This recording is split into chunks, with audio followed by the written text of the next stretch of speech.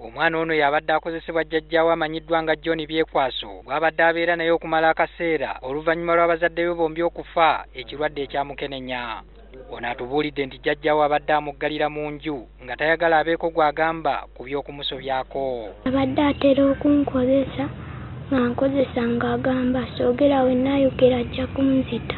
Omwana ono era yagezaako okwekubira enduulu eri bamaama b'abato wabula ne bamukuutira okusirikira ensonga eno okutuusa lwe yafunye akakisa okutoloka n'ategeezaako muliraanwa yatutte ensonga ku poliisi. Ne mbigambako bamaama ne bagamba nsirike soogera bajja siba taata waabwe afiire mu kkomera. Nageze tebaliiwo ne ntoloka ne ŋŋenda ewa neiba ne mbimugamba n'andeeta ku poliisi.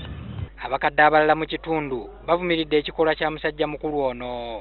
Ate gwe okukakkana ku mwana w'omwana wo ate n'omukolako ebyensonyi. Bibonezo byali badde biweebwa abantu abafaana bwe batyo nze ku lwange ndowooza nti kyali badde kubasiba mayisa.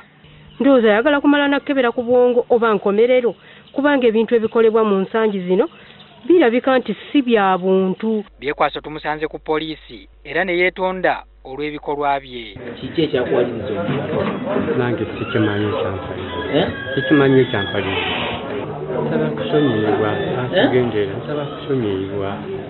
Robert Okyomo omwogezi wa poliisi mu kitundu ky'e Wamala akakasizza okukwatibwa kwa Byekwaso era n'ategeeza nti waakusimbibwa mu mbuga z'amateeka abitebye.